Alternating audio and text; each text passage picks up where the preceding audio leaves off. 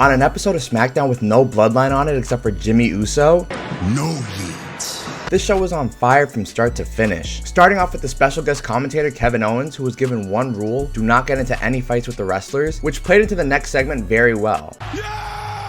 Santos Escobar attacking Rey Mysterio. In just 1 year, Rey has had 2 people betray him. What's that phrase? Fool me once, shame on you. Fool me twice, shame on Rey? And Kevin Owens said on commentary he's turned on a lot of people in his time, but he'd never turn on Rey. Which I hope Sammy heard, because he just got knocked down a bit on KO's tier list of friends. And by the way, let it not be forgotten, Bobby Lashley and the Street Profits have some amazing presentation. And now with B-Fab sorta kinda being added to the mix, it seems like in this new Triple H era, everybody on the roster has something to do, whether it's big or small. And speaking of big storylines, Kairi Sane returns, and Bayley is the only one not happy about it. She says that she had a plan for Damage Control from the beginning, and it got them the tag team titles, it got Io the Money in the Bank briefcase, and the world title. But Kairi returning was not a part of the plan, so Bayley feels left out, and she calls out Io to explain herself, and Io, Kairi, and Dakota all come out. And Io tells Bayley that this is what she wanted, for Io to retain. And Bayley, not being too smart, shows a whole clip of her beating up Kairi Sane 3 years ago as a way to get Io to understand why she doesn't trust Kairi. But instead, Kairi forgives Bayley, and they all hug it out. But Bianca comes out, pissed off about losing at Crown Jewel. Bianca reminds Damage Control that they have more enemies than just her, which brings out Charlotte, Flair, and Asuka. And this sets up the main event: Bianca, Charlotte, and Asuka versus Io, Kairi, and Bayley. Next up was just a pure wrestling match between Cedric Alexander and SmackDown's latest signee from NXT, Dragon Lee. Cedric pulled out all the stops to take out Dragon Lee in this rematch, but it wasn't enough, and Lee came out with the win. I loved everything about this, and the spotlight being on Cedric for once is refreshing. Hopefully there's something for him after this. The best part of this episode is the variety. Like, there's something for every wrestling fan, because we go from an amazing wrestling match to LA Knight just destroying Grayson Waller on the mic, telling him that the Grayson Waller effect sounds like an STD, and how he looks like he isn't allowed within 50 yards of a school, which almost got Waller to break character. But this was all prompted from Waller asking LA Knight if he really thinks that he belongs to the ring with Roman Reigns. And after all of this back and forth, LA Knight dropped Waller on his head with the BFT for the 1-2-3 and won the match, with some amazing commentary from KO. And for the next few minutes, Kevin was just embarrassing A-Town Down Under, which led to them coming out and pouring water on KO's head, since he couldn't fight back or else he'll get suspended. And with KO being KO, he beat them both up, which led to him getting suspended. Now hopefully this is going to be a storyline where Adam Pearce lets KO back on the Raw roster until his suspension from SmackDown is over, and KO becomes the 5th member on Team Cody for Wargames this year. But now for the main event. During a decent 6-woman tag match, Bianca desperately tries to tag in Asuka, and Asuka pulls her hand back and abandons her team, and attacks him instead, leading to her reuniting with Kairi Sane and officially joining Damage Control. And it seems like the only person in Damage Control who didn't know what was going on was the supposed leader of the group, Bayley, which tells me that she may not be the leader of her own group anymore. Maybe it's Io, maybe it's Dakota, maybe it's even Asuka. And with one of the teams for the Women's Wargames match at Survivor Series being completed, and the other team being Bianca, Charlotte, and Shotzi with a missing member, which could be Jade Cargill, Becky Lynch, Mercedes Mone, aka Sasha Banks, which would add so much to the story, and Mercedes being the KO to Bayley's honorary Uce, trying to help Bayley open her eyes to the fact that her group doesn't really like her anymore. But who knows? It could just be Mia Yim, since she was on Bianca's team last year. But overall, this show was spectacular. It had everything and more, with 2 heel turns and ending it off with an improved dominant women's faction, and no bloodline on the show, just emphasizing how great the SmackDown roster is. But let me know your thoughts on this episode of SmackDown in the comments, and be sure to like and subscribe.